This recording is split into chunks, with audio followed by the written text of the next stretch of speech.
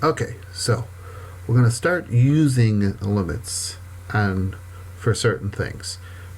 First thing we're going to start using limits on is, as you can see, being continuous. Now, we've already talked a little bit about it. We've used the term continuous, all connected, no breaks, no jumps, but we don't necessarily talk about a function being continuous in terms of everywhere. We really do it as a collection at specific values. So yeah, we'll talk about a function being continuous over its domain or something of that sort.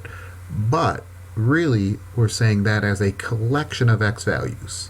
So now how do we make sure that we have a function being continuous? So a function is continuous at x equal a if and only if. So again,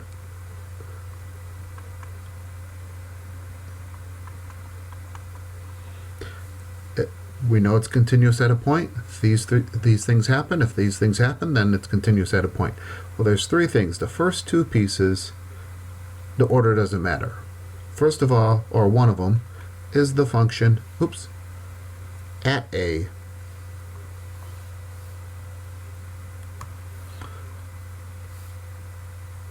exists.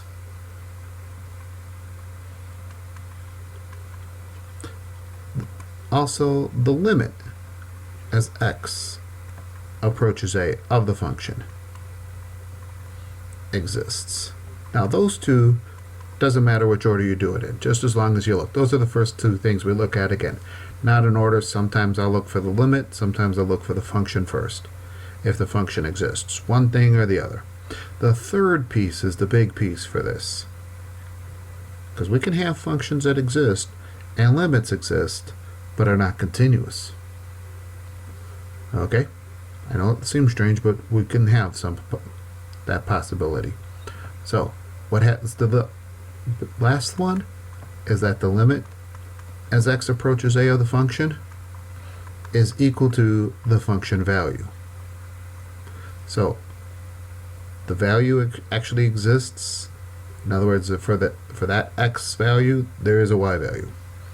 And really close to the y value, or really close to the x value, it approaches one y value.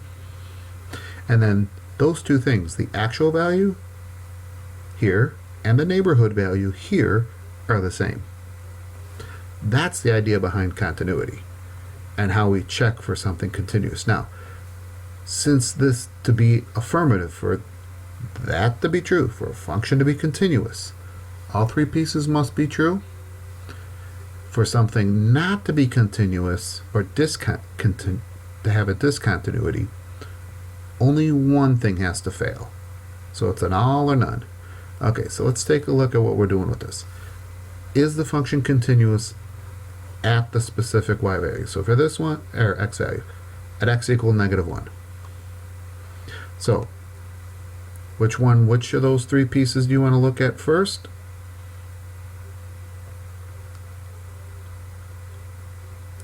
That's up to you, but for me, I keep moving this around. For me, when I see a rational function, the first thing I look for is this x value, an excluded value. Remember those? In other words, does it make a denominator 0? Well, two things, two ways. A, we could just plug it in, or B, we could see we have a vertical asymptote there. So no, this is the function f of -1 does not exist.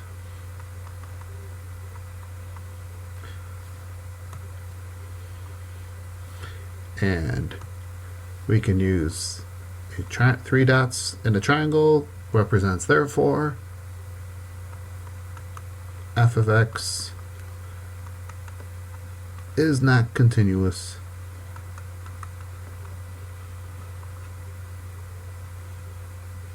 at x equal -1. We should get in a habit, since we're talking about starting in the delve into calculus, get in the habit of writing a sentence for these, even the ones that are false. Okay? By the way, this last part, classify. How do we classify them? The discontinuity. Well, before we called that a non-removable because we couldn't remove it. Well, we give it a slightly different name this time.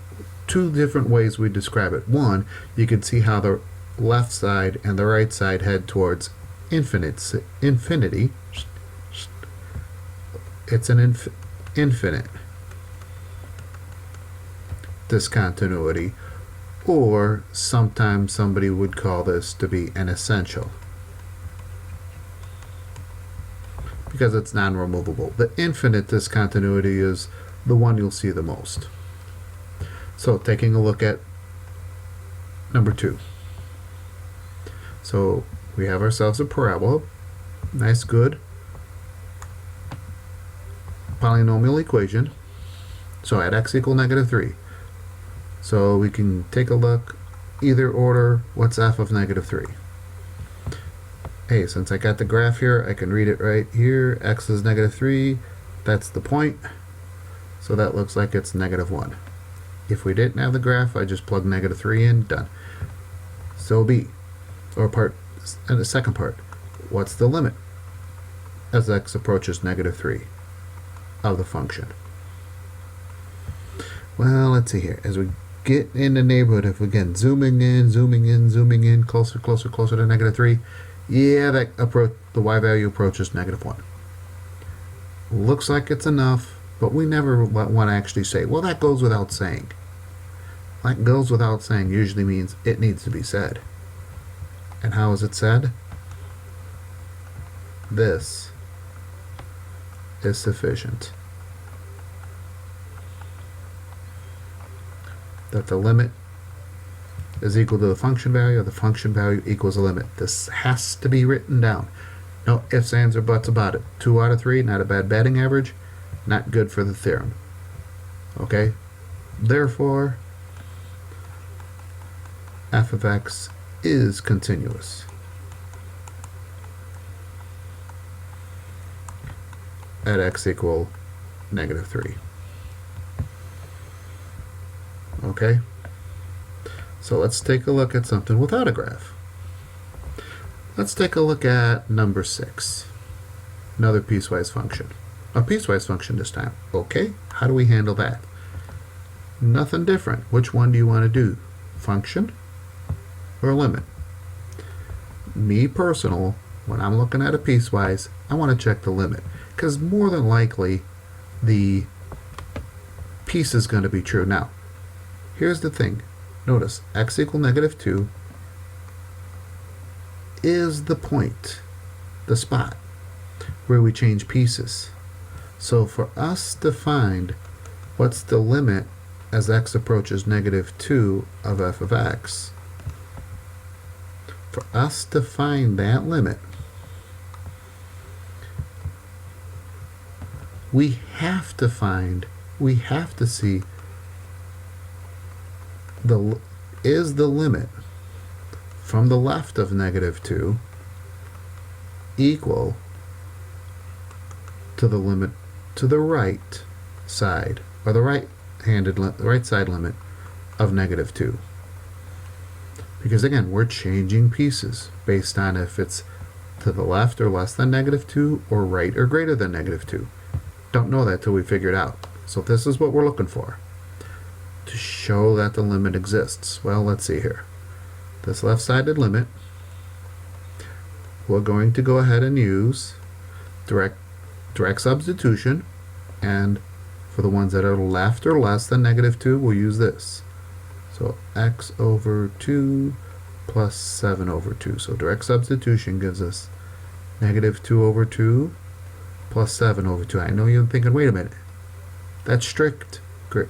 Don't worry about it, because again, it's approaching, not ever getting there. So that's 5/2.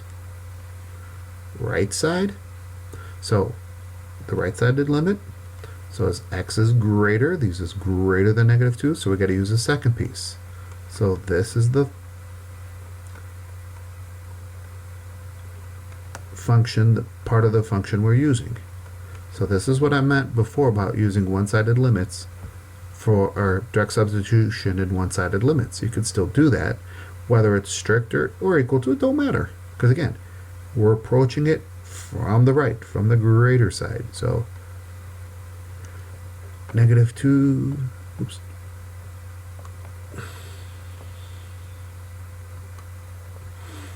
Times -2 minus 4, that's -8. Is the left and the right hand limits the same? Oh, wait a minute, what am I doing? Yeah, that's right. Right and left side limits the same. -5/2, -8. Nope. So this limit does not exist. Therefore, f of x is not continuous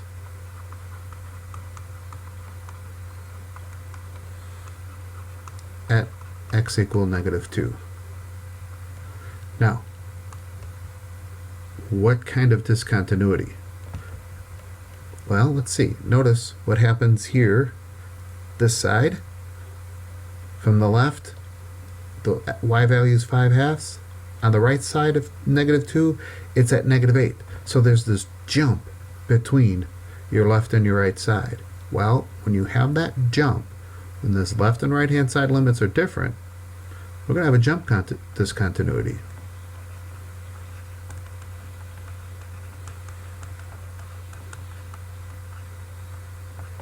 Okay? And by the way, the ones that were physically removable, because we're able to remove them, factor them out, remember the 0 over 0? That's where you have that's a removable discontinuity, a hole. By the way, in 5, the first question asked, is 0 the place where we switch pieces? If it isn't, just use the piece where x equals 0 resides in, okay? That should give you a good start. We'll talk more about it as we go. Try the rest. Okay, again, when I see rational functions, are they excluded values? In other words, we make the denominator 0 and then make the distinction. Removable, or do they have to stay essential? Infinite.